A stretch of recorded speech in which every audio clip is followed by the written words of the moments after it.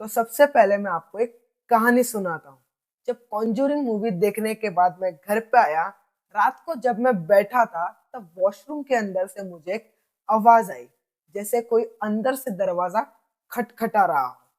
और जब मैंने देखा तो दरवाजा बाहर से बंद था। फिर मुझे लगा कि ऐसे ही कोई बाहर का आवाज वगैरह होगा। फिर और एक बार आवाज आई, तब मैं थोड़ा चौंका और डर भी गया कि दरवाजा बंद होने के बावजूद भी ये आवाज कौन सी आ रही है। और ये जब मैं सोच ही रहा था, तब फिर से एक बार आवाज आई, खटर खर खर खर करके। और मैं और डर गया कि ये आवाज ऐसे क्यों आ रही है, जबकि दरवाजा तो बाहर से बंद है और अंदर कोई भी नहीं है। जब मैंने डरते डरते दरवाजा खोला, तो अंदर मैंने देखा कि ऑलरेडी एक चूहा अंदर फंसा हुआ था। मतलब एक चूहे ने मुझे पूरे कॉन्जूरिंग मूवी से ज्यादा डरा दिया। क्या कॉन्जूरिंग मूवी मुझे चूहा जितना भी नहीं डरा पाई? आगे बात करते हैं। अभी जो कहानी बताई वो सच है या एक बेसलेस स्टोरी, वो आपके ऊपर मैं छोड़ देता हूँ। तो मैं देखने गया था कॉन्जूरिंग द लास्ट राइट।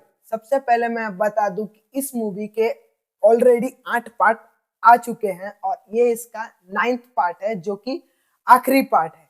अभी मैं एक महान आदमी, जिसने एक भी आगे के पार्ट नहीं देखे, डायरेक्ट मैं चला गया 9th पार्ट देखने।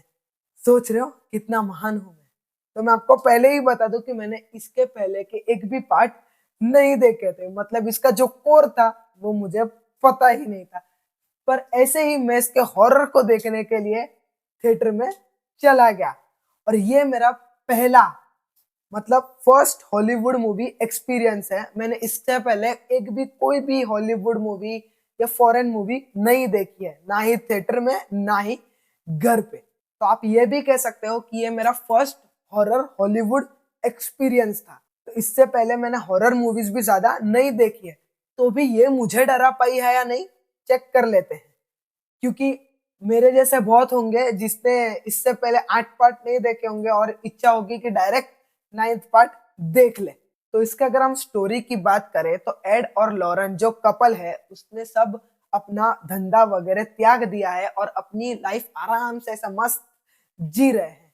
पर एक ऐसा केस आता है जो उससे पर्सनली कनेक्ट होता है, और फिर वही केस उसके फैमिली पर भी इफेक्ट करने लगता है। तो फिर उन लोग को इन्वॉल्व होना ही पड़ता है। पर आगे क्या होगा, क्या ये फैमिली बच पाएगी, नहीं बच पाएगी, क्या उन पे भी जो फैमिली पे प्रॉब्लम आया है वो सॉल्व हो पाएगा, नहीं हो पाएगा, ये आपको मूवी में देखने को मिलेगा। तो अगर हम इसके स्क्रीन प्ले वगैरह की बात करें, तो हाँ, स्क्रीन प्ले इसका स्लो लगता है कि देखने के बाद लगेगा कि हाँ, थोड़ा ज्यादा बैठना पड़ा मूवी के लिए, थोड़ी स्ट्रेच फील होती है। पर आपको इतना मूवी बोर नहीं करेगी। थोड़ी थोड़ी देर में कुछ ना कुछ होता रहता है, तो वो इंटरेस्ट मिलता रहता है। पर हाँ, स्क्रीन प्ले इसका स्लो है और अपने को ऐसा लगेगा भी हाँ कि बहुत देर लग रही है मूवी को आगे बढ़ने में। और कुछ कुछ सीन्स ऐसे हैं कि पूरे भी कट किए जाए तो भी चलता है, या फिर ट्रिम किए जाए तो भी चलता है। इसका स्क्रीन प्ले स्लो फील होता है।